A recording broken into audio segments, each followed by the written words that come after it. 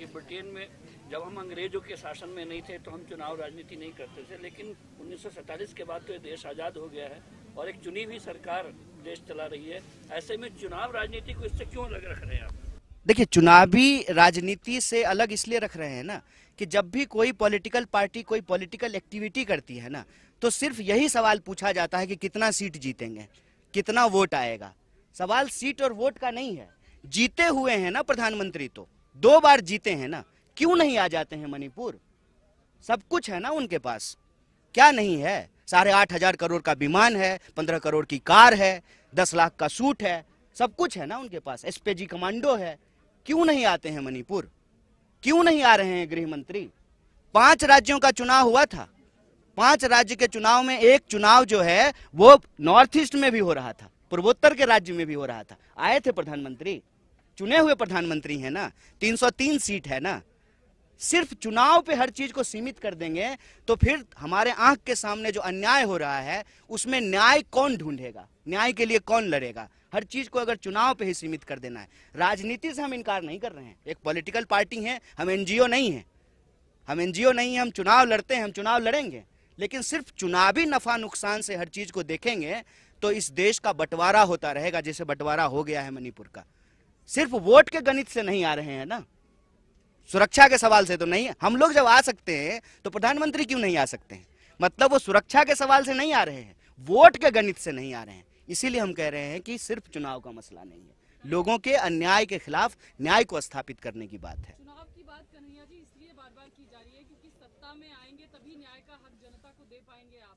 नहीं, गांधी जी की जो है शहादत 48 में हो गई, चुनाव इस देश में 52 में हुआ था ना सर। तो गांधी जी तो चुनाव नहीं लड़े थे, तो हम ये कह सकते हैं कि गांधी जो है इस देश में न्याय के लिए नहीं लड़े। इस देश में हजारों साल से लोगों को मंदिर प्रवेश नहीं करने दिया जाता था, गांधी जी चुनाव लड़के लोगों को मंदिर प्रवेश नहीं कराए थे। छुआछूत के खिलाफ, वर्ण व्यवस्था के खिलाफ, इस देश के जो आम लोग हैं उनके हक और अधिकार के लिए गांधी जी लड़ रहे थे, सिर्फ चुनाव के लिए नहीं लड़ रहे थे। मैं कह रहा हूं कि चुनाव हम लड़ेंगे और पूरी मजबूती से लड़ेंगे। देश का सबसे मजबूत विपक्ष पार्टी होने का अपना रोल निभाएंगे, हम उससे भाग नहीं रहे हैं, लेकिन किसी भी संघर्ष को, न्याय को, किसी भी जो है लोगों के अधिकार को सिर्फ और सिर्फ चुनाव से सीमित कर देने से उसका आधार छोटा हो जाता है, उसका जो है क्षेत्र छोटा हो जाता है, उसमें शामिल होने वाले लोगों की मानसिकता संकीर्ण हो जाती है। मैं कहता हूं कि जो भाजपा के समर्थक हैं, जो भाजपा के वोटर हैं, क्या उनको न्याय की जरूरत नहीं है? हम इस देश के 140 करोड़ लोगों के लिए के न्याय के लिए लड़ रहे हैं। महंगाई से कौन प्रताड़ित नहीं है? महंगाई का जो अन्याय है उससे कौन प्रताड़ित नहीं है? तो हम सबके लिए लड़ रहे हैं, इसलिए हम ये बात कह रहे हैं। वीरेंद्र के 2 सवाल। हाँ जी, पूछिए। हाँ मोहित। कन्हैया, मेरा सवाल आपसे है कि राहुल गांधी ने मणिपुर संवेदनशील इलाका, यहाँ पे हिंसा हुई है, पहले कुकी समुदाय से भी राहुल गांधी की मुलाकात हुई, मैतेई के लोगों से भी मुलाकात हुई, दोनों समुदायों से क्या बातचीत उनकी हुई है, क्या आश्वासन उनको उन्होंने दिया है और उन्होंने क्या अपने मेमोरेंडम उनको सौंपे? देखिए, राहुल जी ने पिछली बार जो यात्रा की थी तो उसका उद्देश्य यही था कि हम आम लोगों के बीच जाएंगे ताकि आम लोग हमसे बहुत आसानी से मिल सके। इस बार भी जब वो यात्रा कर रहे हैं तो इसी उद्देश्य को लेकर के चल रहे हैं कि सब लोग उनसे मिल सकें। यहाँ पर वो मैतेई समुदाय के लोगों से मिले, नागा समुदाय के लोगों से मिले, गोरखा समुदाय के लोगों से मिले, नागा समुदाय के लोगों से मिले और उन लोगों से भी मिले जो भारत के दूसरे इलाकों से आकर के यहाँ काम करते हैं, धंधा करते हैं, नौकरी करते हैं, दुकान चलाते हैं, सबसे मिल रहे हैं। विद्यार्थियों से मिले, महिलाओं से मिले। उन्होंने एक बात समझी है और अपनी बात वो खुद बताएंगे जब आप लोग से बात करेंगे कि सारे लोग शांति चाहते हैं।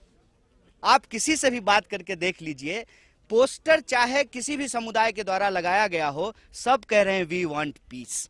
सबसे उनकी पहली मांग ये है कि शांति स्थापित हो, उससे तमाम लोगों का जीवन जो है वो अस्त व्यस्त हो रहा है, प्रभावित हो रहा है। हाँ जी, एक मिनट आ रहा हूं। देश में अस्थिरता है, खास करके मणिपुर की जिक्र आपने की कि 2 भाग में बटा हुआ है। जेपी नड्डा ने कहा कि देश में स्थिरता और देश को आगे ले जाने के लिए आज से एक बार फिर मोदी सरकार देश भर में दीवार लेखन कार्यक्रम शुरू किया जाएगा। वो स्थिरता मानते हैं मोदी के आने से, आप कह रहे हैं उनके होने से अस्थिरता है भारत में। देखिए, वो जो दावे कर रहे हैं वो दावे में सच्चाई कम, प्रचार ज्यादा है। सच्चाई आप सब लोग यहाँ आए हैं तो ये सच्चाई आप लोगों ने देखा है। अब दिखाएंगे नहीं दिखाएंगे वो एक अलग बात है। देखा आप सब लोगों ने है कि किस तरीके से एक राज्य को 2 हिस्सों में बांट दिया गया है और सरकार जो बैठी हुई है उसके जो मंत्री हैं, मुख्यमंत्री हैं, वो सब जगह नहीं जा सकते और दिल्ली से तो लोग आ ही नहीं रहे हैं। तो स्थिरता का जो उनका दावा है वो सिर्फ प्रचार है। दूसरी बात यह है कि हम सिर्फ एक तरह के अन्याय की बात नहीं कह रहे हैं, हम कह रहे हैं सामाजिक, आर्थिक, राजनीतिक तीनों प्रकार के जो अन्याय चल रहे हैं। मैंने आपके सामने नौजवानों की आत्महत्या का आंकड़ा दिया। आप देखिए कि किस तरीके से देश में नौकरियां समाप्त की जा रही है, किस तरीके से 45 साल में देश में सबसे ज्यादा बेरोजगारी है। तो जो रोजगार का सवाल है, महंगाई का सवाल है, जो किसानों की आत्महत्या का सवाल है, महिलाओं के ऊपर होने वाले अत्याचार का सवाल है, जिस तरीके से सरकारी संस्थान को समाप्त किया जा रहा है या अपने दोस्तों के हाथ होने पौने दामों में बेचा जा रहा है, जिस तरीके से एक तरफ दावा करते हैं कि हमारी इकोनॉमी 3.5 ट्रिलियन की हो गई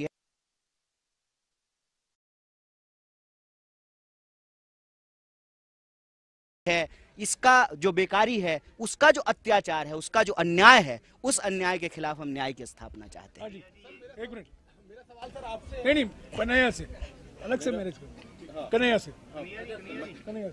मैं संदीप बोल रहा हूँ वर्तमान न्यूज़पेपर से। कन्हैया जी, आप राहुल जी के साथ चल रहे हैं भारत जोड़ो न्याय यात्रा पे, इम्फाल, खोंगजोंग और होके फिर आप सेनापति तक आ गए।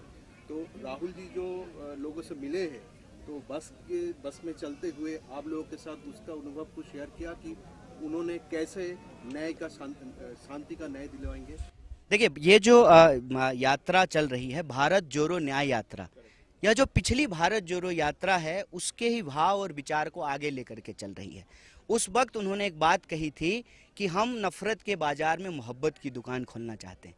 तो वो जो बस है, वो बस जो ज्योग्राफिकल कंस्ट्रेन है, जो लंबाई है और आने वाले दिनों में जो राजनीतिक गतिविधि देश में रहने वाली है, तमाम चीज़ों को ध्यान में रख करके पार्टी ने तय किया कि हम हाइब्रिड यात्रा करेंगे। पैदल भी उतर के चलते हैं, बस से भी चलते हैं। तो बस को जो है एक मोहब्बत की दुकान की शक्ल दी गई है। तो बस के भीतर भी लोगों से मिलते हैं, बाहर जो लोग सड़कों के किनारे खड़े होते हैं उनसे भी बात करते हैं। और हम आपके माध्यम से ये बात भी साझा करना चाहते हैं लोगों को कि आने वाले दिनों में आपके गांव से, गली से, सड़क से, बाजार से, शहर से जब यात्रा गुजरे तो एक बात का ख्याल रखिएगा कि आपको बाईं तरफ खड़ा होना है, क्योंकि वो बाईं तरफ रहते हैं और हमारे देश में बाईं तरफ चलना होता है।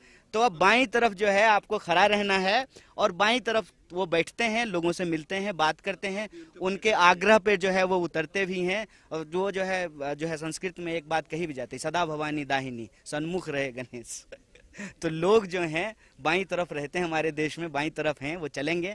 तो उनसे आग्रह है कि वो रहें, वो मिलते हैं और बस वो जो मोहब्बत की दुकान है उसमें बुला करके बिठा करके बात भी करते हैं। विद्यार्थियों से मिलते हैं, नौजवानों से मिलते हैं। आज ही रास्ते में जो है ट्रक ड्राइवरों से मिले हैं। तो वो आम लोगों से मिलना चाहते हैं और उनका जो भी दुख दर्द है वो उनकी भाषा में सुनते हैं और उनको आश्वासन देते हैं कि सरकार तो हम नहीं है, लेकिन आपके हक के लिए, आपके न्याय के लिए लड़ेंगे जरूर। एक मिनट सुनो, सर एक सवाल, क्योंकि आप न्याय की बात कर रहे हैं तो आप न्याय के लिए लड़ रहे हैं, सिर्फ बात नहीं कर रहे हैं। न्याय के लिए लड़ रहे हैं सर। कांग्रेस पार्टी की तरफ से एक और डिमांड रखी गई थी, जो कॉन्सिक्रेशन सेरेमनी हो रही है अयोध्या में, आपने बोला था प्रेसिडेंट को करना चाहिए, प्राइम मिनिस्टर को नहीं करना चाहिए। अब उस पर जो शंकराचार्य हैं, सदानंद सरस्वती, उन्होंने बोला है कि प्राइम मिनिस्टर कर रहे हैं तो भी कोई गलत बात नहीं है, क्योंकि ये एक बहुत बड़ा मूवमेंट है हमारे देश के लिए। इस पे आप क्या कहते हैं? इस पे तो हमारे जो है वरिष्ठ नेता और साथी जयराम जी ने जवाब आप लोगों को दे दिया है। मैं सिर्फ आपको इस पर एक ही बात कहना चाहता हूँ, कांग्रेस पार्टी किसी भी धर्म के खिलाफ नहीं है, किसी भी धार्मिक आयोजन के खिलाफ नहीं है, किसी भी धार्मिक भक्ति भाव भावना के खिलाफ नहीं है। कांग्रेस पार्टी सर्वधर्म समभाव में विश्वास रखती है और आज से नहीं, यही बात गांधी जी कहते आए, रघुपति राघव राजा राम, पतित पावन सीताराम, ईश्वर अल्लाह तेरो नाम, सबको सन्मति दे भगवान। सबको, मोदी जी वाला नहीं, सबका साथ सिर्फ कहने के लिए, सबको सन्मति दे भगवान। तो कांग्रेस पार्टी किसी भी धार्मिक आयोजन का विरोध नहीं करती है। जहां तक निमंत्रण की बात है, भाई हम लोग तो गाना सुनते थे ना, चलो बुलावा आया है, माता ने बुलाया है। भगवान जब आप बुलाते हैं आपको, भगवान जब आपको जो है ऐसी परिस्थिति पैदा करके देते हैं जीवन में, तो आप जाते हैं ईश्वर से मिलने के लिए। किसी निमंत्रण, किसी का शादी है क्या? ऐसा तो नहीं है कि जय शाह का जो है ब्याह हो रहा है और सबको जो है निमंत्रण बंटवा रहे हो अमित शाह, ऐसा तो नहीं है। तो वो कौन होते हैं भाई? वो तो भगवान के पास हम भक्त हैं। और एक बात और बताइए, मैं तो वहां से आता हूं, मेरी दादी कहती थी मन चंगा तो कठौती में गंगा। एक बूंद जो है गंगा जल, पानी को गंगा जल मान करके और आप पवित्रता का मंत्र पढ़ के वही गंगा हो जाती थी और आप शुद्ध हो जाते थे। तो कहती, मेरी दादी तो कहती थी मन मंदिर में ईश्वर का निवास होता है। ईश्वर आपके व्यक्तिगत आस्था का चीज है, प्रदर्शन का विषय नहीं है। लेकिन वो कर रहे हैं, उसके पीछे सबको मालूम है, सब जानते हैं, आप सब जानते हैं, पूरा देश जानता है। किसी साधारण व्यक्ति से पूछ लीजिए, वो आपको बता देगा कि आनन फानन में ये इसलिए हो रहा है कि चुनाव है। ठीक बात है। तो वो एक 22 तारीख के राजनीतिक कार्यक्रम में पार्टी ने आग्रह पूर्वक मना किया है कि राजनीतिक कार्यक्रम में नहीं जा रहे हैं। मंदिर जाएंगे, क्यों नहीं जाएंगे, जा रहे हैं। इस यात्रा के दौरान ही आप देखिएगा कि हम हजारों सैकड़ों मंदिरों में जाएंगे, गुरुद्वारों में जाएंगे, मस्जिदों में जाएंगे, चर्चों में जाएंगे, क्यों नहीं जाएंगे। कांग्रेस पार्टी जो है कोई एथीस्ट पार्टी नहीं है कि जो है मंदिर का विरोध करेगी या किसी भी धार्मिक अनुष्ठान का विरोध करेगी। कांग्रेस पार्टी जो है सब धर्म की पार्टी है और सब धर्म के नेता थे। कांग्रेस पार्टी के पहले कैबिनेट आप देख लीजिए नेहरू जी का, उसमें श्यामा प्रसाद मुखर्जी भी थे, अंबेडकर जी भी थे और मौलाना अबुल कलाम आजाद भी थे, जॉन मथाई भी थे। कांग्रेस पार्टी ने किसी भी धर्म को अलग नहीं किया। इसीलिए मैं आपको बता देता हूं, सिर्फ कांग्रेस पार्टी भारत जोड़ो न्याय यात्रा कर सकती है, क्योंकि कांग्रेस पार्टी सबकी पार्टी है, कोई दूसरी पार्टी नहीं कर सकती है। हम इम्फाल से यात्रा शुरू किए हैं और यहाँ जो है सेनापति तक आ गए हैं, हम आ गए हैं और कोई कंकड़ भी हमारे ऊपर नहीं फेंका है, क्योंकि ये कांग्रेस पार्टी है। दूसरी पार्टी जो है एक पहचान के आधार पे, एक क्षेत्र के आधार पे सिमटी रहती है। कांग्रेस पार्टी की विचारधारा सार्वभौमिक है, सबको साथ लेकर चलने वाली है, सर्वधर्म संभाव वाली है। तो सिर्फ 22 तारीख के निमंत्रण पे सारा बहस केंद्रित मत कीजिए, वो एक राजनीतिक कार्यक्रम है। You were part of the recent election campaign. Do you think had Congress done well in the 4 state elections, this yatra would have got more traction? It would have had more appeal. That I already answered कि both of the yatra, whether it is Bharat Jodo Yatra or the Bharat Jodo Nyay Yatra, its purpose just not electoral. There is a like demands of the people, there is a pain of people, there is problem amongst the people. We want to resolve those things, and we have clear cut understanding about yatra. Yes, doing by the political party, but not just for the electoral gain and or the electoral impact.